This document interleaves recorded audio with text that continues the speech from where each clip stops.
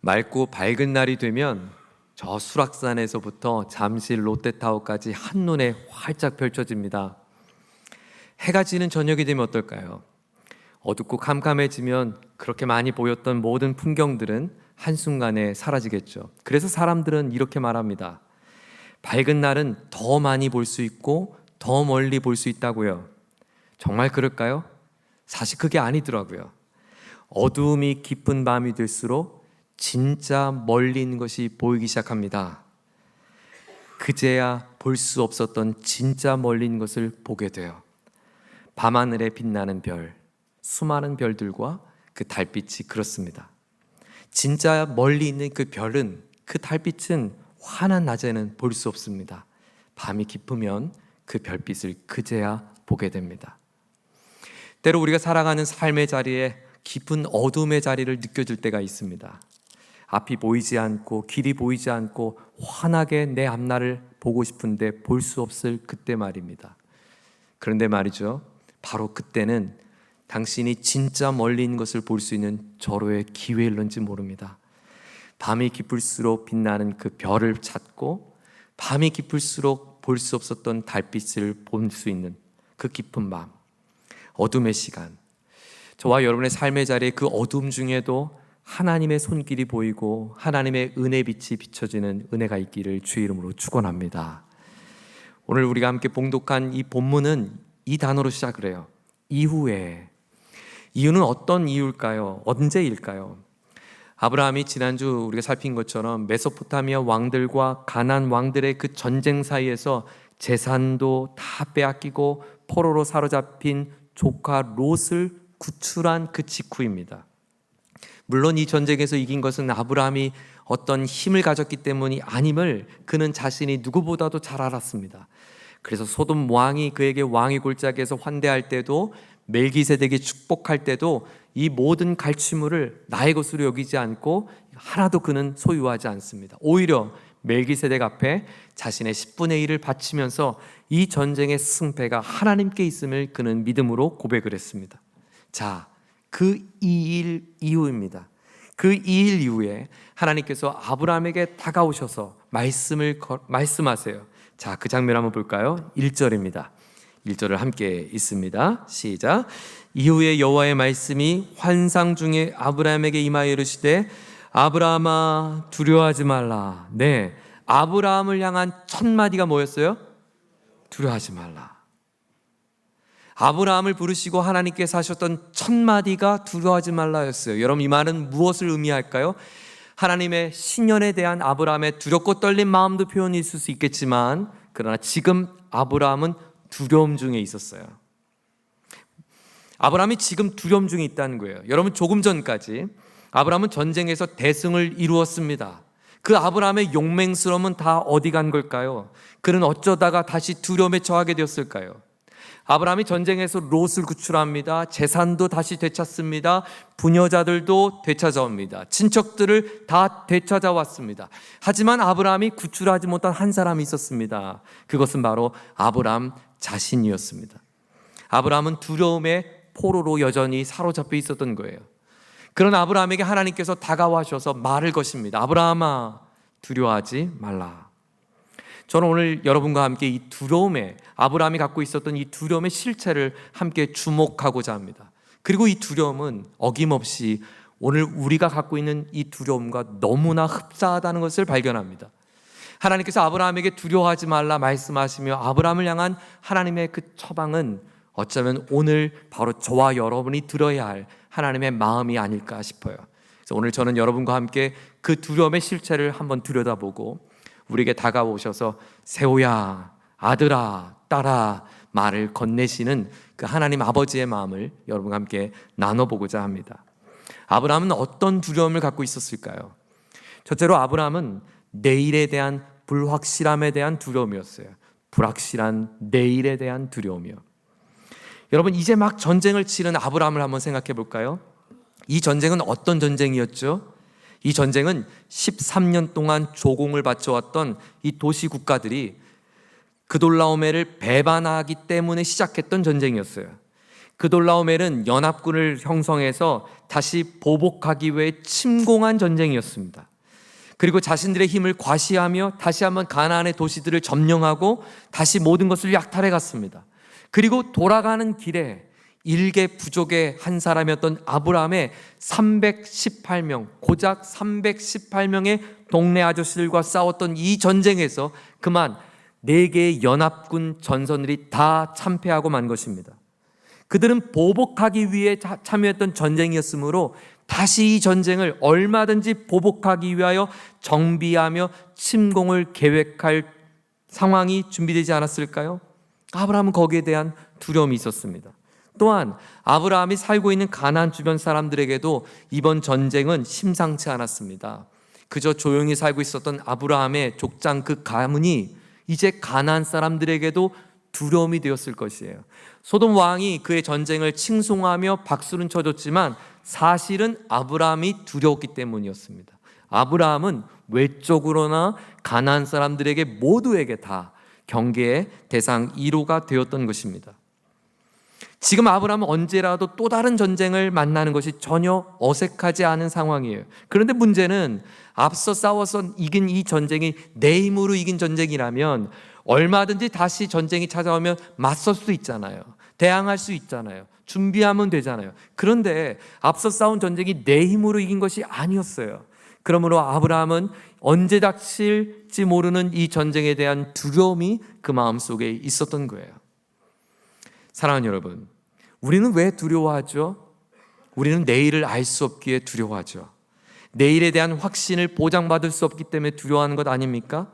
청년들이 왜 결혼을 안 한대요? 왜 결혼한 가정들이 자녀를 낳을 수 없대요? 소극적인 대답은 물질적인 어려움 때문에 어렵다라고 말하지만 정말 그럴까요? 과거에 여러분들은 정말 물질이 풍요로워서 결혼을 할 수 있었나요? 아니었죠. 나 혼자는 힘들지만 둘이 힘을 합치면 내일의 밝은 미래가 있을 거야 라고 하는 희망이 우리의 가정을 시작한 것 아닙니까? 우리 청년들이 내일에 대한 희망이 없으니까, 불확실한 내일에 대한 두려움이니까 결혼하지도 못하고 출산도 하지 못하는 거예요. 지난 3월 월삭 기도회를 시작으로 자녀들의 기도 카드를 받았는데요. 여러분 입구에 중보 기도 카드를 준비했습니다. 여러분들 기도 제목을 작성해 주시면 제가 기도하겠습니다. 제가요 이 기도 카드를 하루에 2번 이상은 꼭 빠지지 않고 매일 기도합니다. 오늘 아침에 교회에 와서 제일 먼저 한 저의 루틴은 이 기도 카드를 읽고 기도하는 것입니다. 이 자녀들이 직접 적은 기도 제목인데요. 우리 자녀들이 어떤 기도 제목을 혹시 적은지 아세요? 가장 많은 기도 제목 말이죠. 한 중학생의 기도 제목은 이런 기도 제목이었어요. 이렇게 적었어요. 앞으로 살아갈 날 하나님의 뜻대로 살게 해주세요. 이제 16년을 살았어요. 이제 15년 반을 살았겠죠. 16년을 채 살지 못한 이 아이가 100년까지 살아야 되는데 앞으로 살 날이 두렵대요. 자녀들의 기도 제목이 하나같이 진로에 대한, 내일에 대한 걱정이었어요. 한 고등학생의 짧은 기도 제목이 제 마음을 울렸어요. 이렇게 적었어요. 대학 가게 해주세요, 제발. 그리고 그 아래 십자가를 크게 그렸어요. 그리고 기도 제목을 카드 읽을 때마다 저도 제발요 하나님, 제발. 맞아요.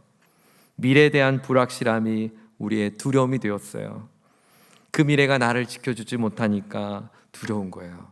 그런데 여러분, 만약에 그 미래의 내용이, 내일의 내용이 우리는 불확실하지만, 여러분 만약 내일이 안전하다고 하는 보장이 되어진다면, 어떠한 일이 펼쳐질지 모르지만 어떤 결과든 안전하다면 여러분은 이 내일에 대한 불확실한 마음이 어떻게 바뀔까요? 일전에 가족들과 놀이공원을 갔습니다. 사람이 얼마나 많은지 아침부터 줄을 서야 된다는 거예요. 그래서 온 가족이 동원해서 아침부터 줄을 섰습니다. 날은 춥죠. 다리는 아프죠. 밥은 굶고 배는 고프죠. 몇 시간씩 줄을 서서 놀이기구를 하나 탑니다. 놀이기구 하나 타는데 시간이 길어야 2분, 3분이에요. 그 2분, 3분을 타려고 1시간, 2시간을 기다리는 거예요. 그래서 자꾸 이제 아이들 쳐다보면 눈치를 봅니다. 이제 그만 탈까? 집에 갈까?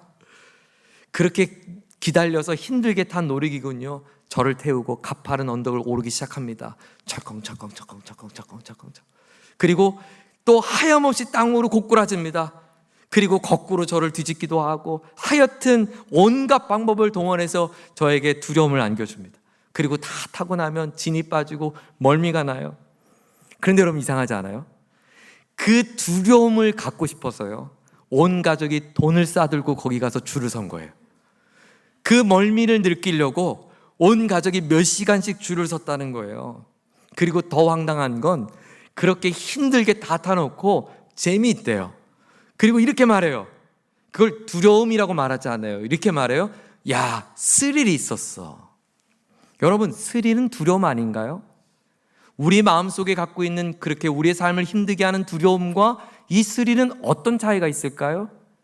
여러분, 놀이기구에서 왜 몇 시간씩 줄을 서며 타면서 그 두려움을 엔조이할 수 있을까요? 네, 그 놀이기구에는 안전장치, 나에게 안전하다고 하는 믿음이 있으니까요.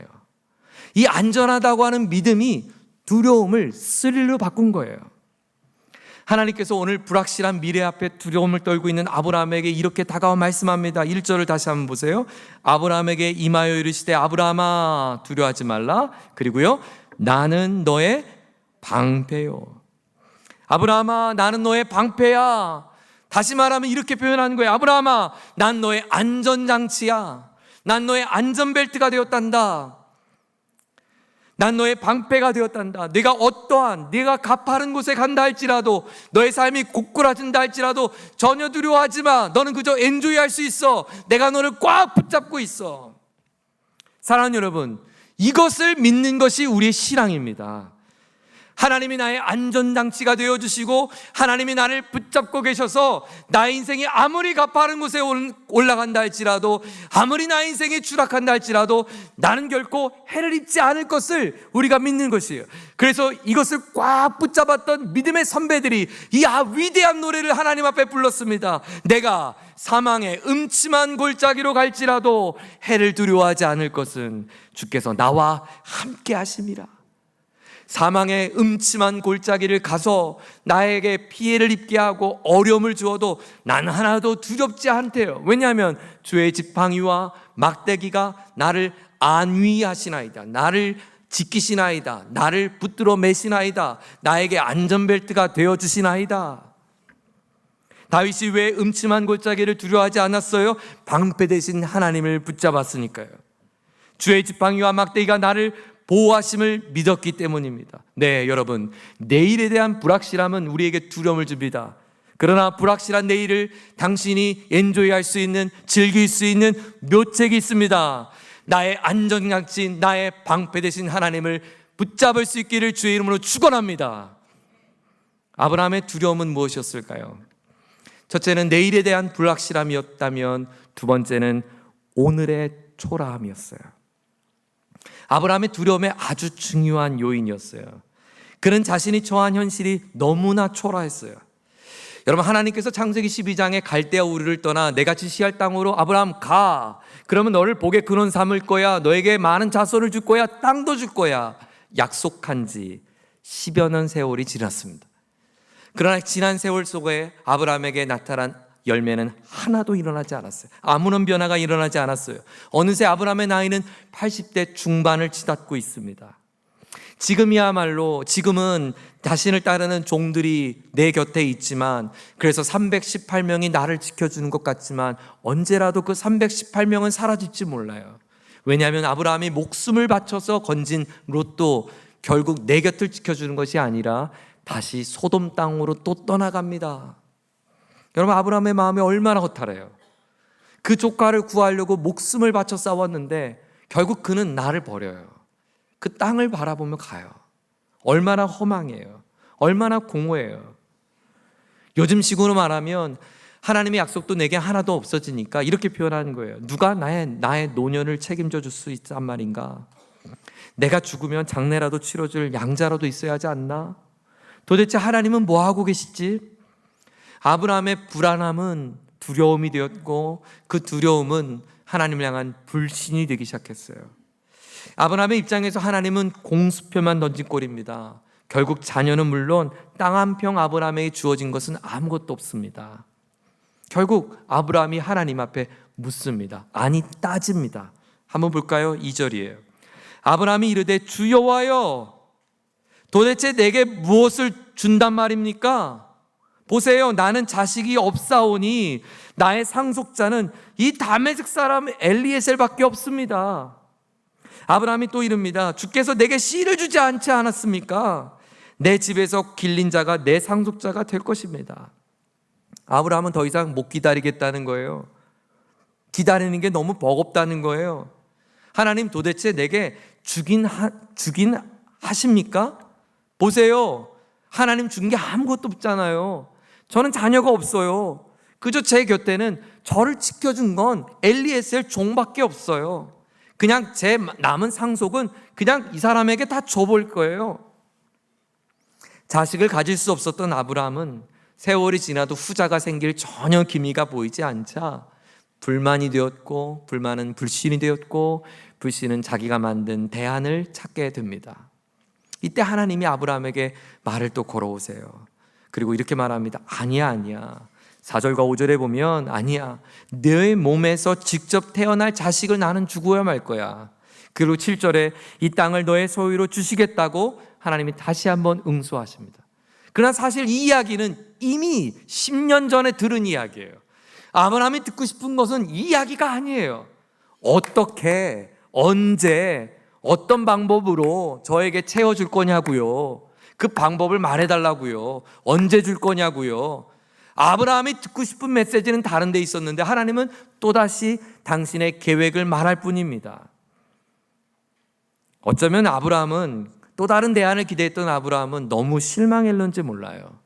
그런데 어떤 연유였는지 이때 아브라함의 놀라운 심적 변화가 일어납니다.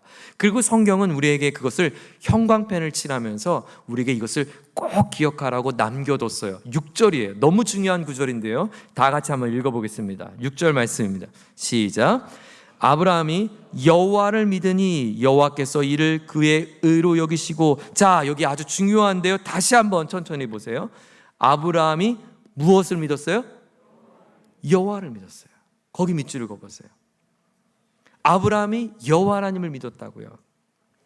아브라함이 지금 하나님의 약속을 믿은 게 아니라고요.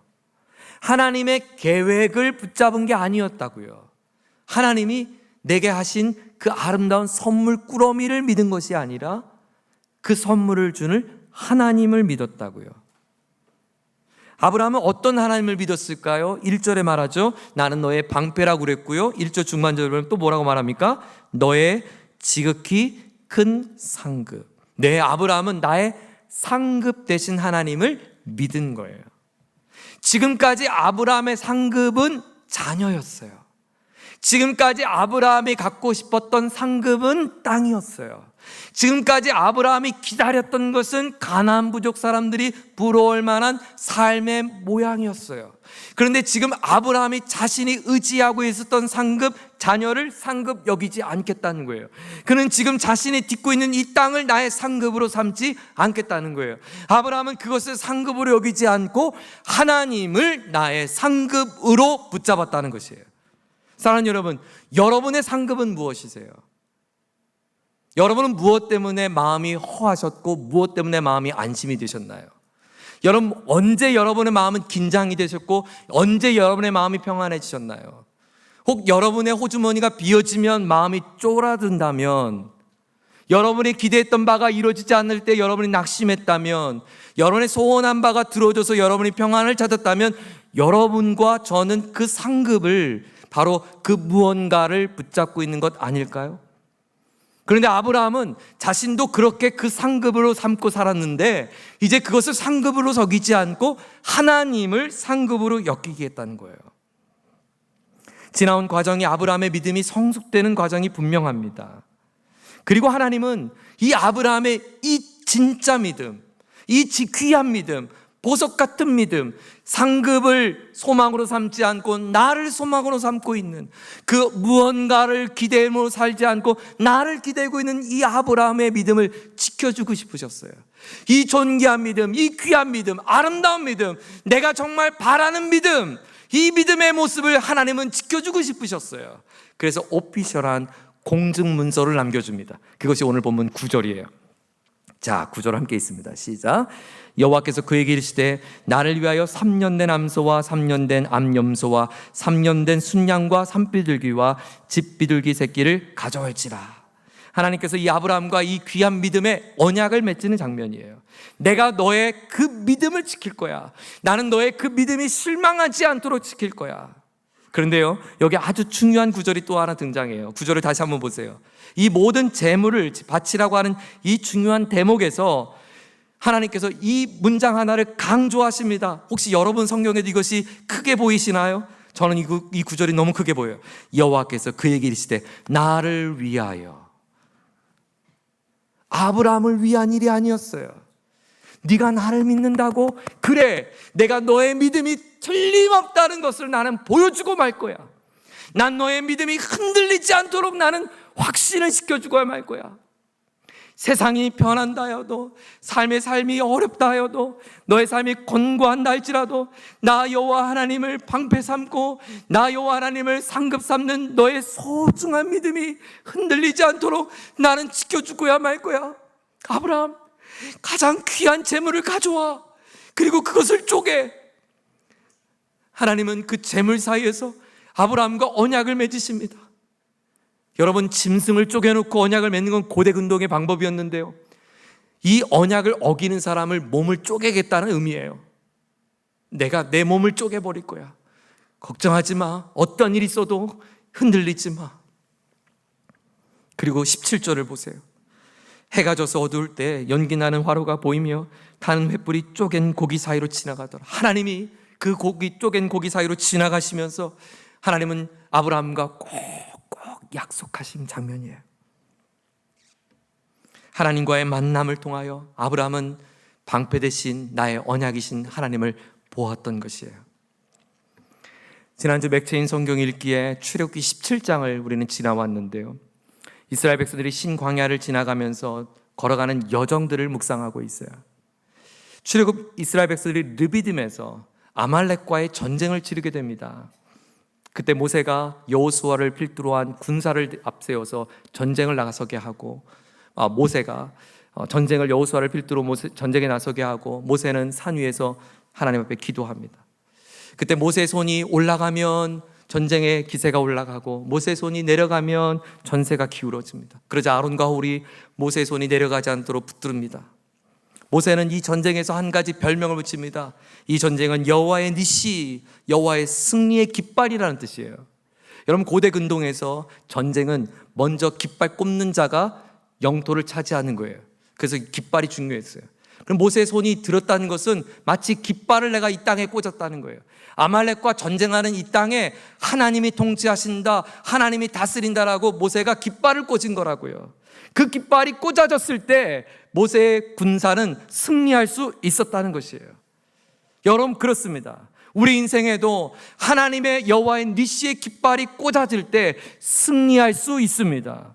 불확실한 내일로 우리는 불안할 수 있습니다. 오늘의 초라함으로 우리는 두려울 수 있습니다. 그러나 성도는 누구인가? 불확실한 미래와 초라한 현실의 자리에서 모세와 같이 여호와의 깃발을 꽂는 사람입니다. 오늘 내 삶에 승리 있게 하실 여호와, 그 깃발을 흔드는 사람입니다. 비록 나는 초라하지만, 비록 나는 가진 것이 없지만, 비록 나는 약하지만 여호와를 믿기에 그 여호와의 깃발을 흔드는 것, 그것이 성도입니다. 하나님은 마치 찢겨진 쪼개진 짐승 사이에 횃불을 지나 아브라함과의 언약을 신실하게 보이셨던 것처럼 오늘 저와 여러분에게, 바로 이 귀한 믿음을 지켜가는 저와 여러분에게 오피셜한 공증 하나를 또 우리에게 허락해 주셨어요. 그것은 당신의 독생자 아들 예수를 제물 삼아 그의 몸을 찢으신 사건입니다. 그리고 그를 십자가에 매달리시고 이렇게 외칩니다. 누구든지 주의 이름을 부르는 자들에게는, 누구든지 그를 바라보는 자들에게는 구원을, 멸망치 않는 영원한 영생을 주겠다고 약속하셨습니다. 누구든지 그를 바라보는 자는, 주목하는 자는 두렵지 않고 절망하지 않고 어려움 당하지 않도록 소망 가운데 살 수 있도록 하나님께서 보증을 하셨습니다. 그리고 그 보증이 한 시점, 2000년들의 어느 한 날로 끝이 아니라 영원한 영원성이라는 것을 보증하기 위하여 예수를 죽음 가운데서 부활시키셨습니다. 부활하신 예수님을 나의 구원자, 나의 하나님을 믿는 자들에게는 여러분의 가파른 인생에도 여러분은 스릴을 즐길 수 있고, 어떤 삶이 나를 흔든다 할지라도 해를 두려워하지 않고 주의 지팡이와 막대기를 붙잡으며 나의 일터 속에, 나의 가정 속에, 나의 삶을 전진할 수 있는 줄 믿습니다. 나의 방패, 나의 상급 대신 여호와 하나님으로 승리의 노래 여호와 니시를 외칠 수 있는 저와 여러분 되기를 주의 이름으로 축원합니다.